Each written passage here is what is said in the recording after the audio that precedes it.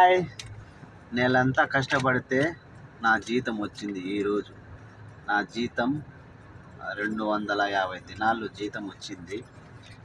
Friends, నెలంతా కష్టపడి ఈ ఈ ఒక్కరోజు కోసం నేను సంతోషంగా ఉంటాను.